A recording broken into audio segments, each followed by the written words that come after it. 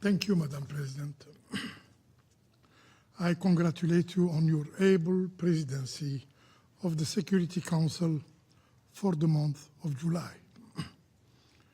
I also thank Mr. Ramiz Al-Akbarov for his valuable presentation.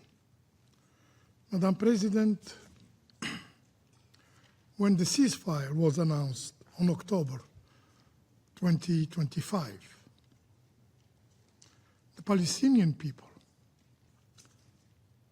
the international community, and indeed humanity itself hoped it will mark the beginning of relief in Gaza. Yet today, that hope has given way to an even darker reality. Nearly 10 months have elapsed since the ceasefire entered into effect, and since Israeli violations, Israeli attacks have not ceased for a single day. As a result, more than 1,200 Palestinians have been killed, and several thousands more injured. We are equally alarmed by reports that Israel, the occupying power of Gaza, a Palestinian territory, is now constructing an earthen barrier along the so-called Yellow Line, further exacerbating Gaza's fragmentation while continuing to destroy and to depopulate areas under occupations. Meanwhile, the West Bank has become a scene of relentless violence. Brutal military operations have driven mass displacement from refugee camp, while killings of Palestinian civilians, particularly women and children, continues unabated. Settler violence, illegal settlement expansion, Palestinian home demolition and confiscation of land continue to accelerate the systematic erosion of the Palestinian prisons in the territory.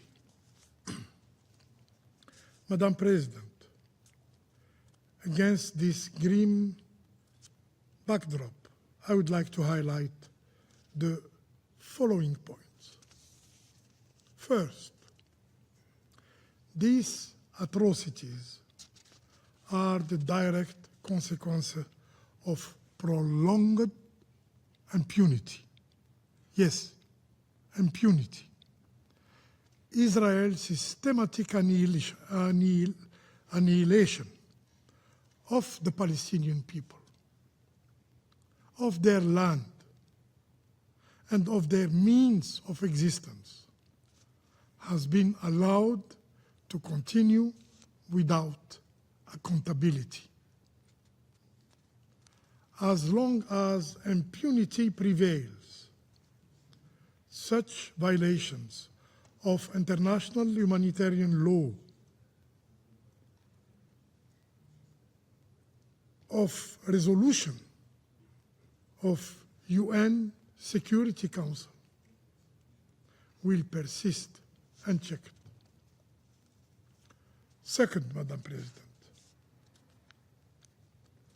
this Security Council must fully assume its responsibilities. It must ensure full respect of the terms of the ceasefire. It must guarantee the protection of civilians and humanitarian personnel. It must secure unhindered humanitarian access to the Palestinian civilians. And it must create a condition, finally, of the immediate reconstruction of Gaza for the Palestinian, not for foreigners. Third, President, Israel policies and practice in the occupied territories remain a clear violation of international law, as reaffirmed by the International Court of Justice in July 2024, and Security Council Resolution 2334, whose implementation can no longer be postponed.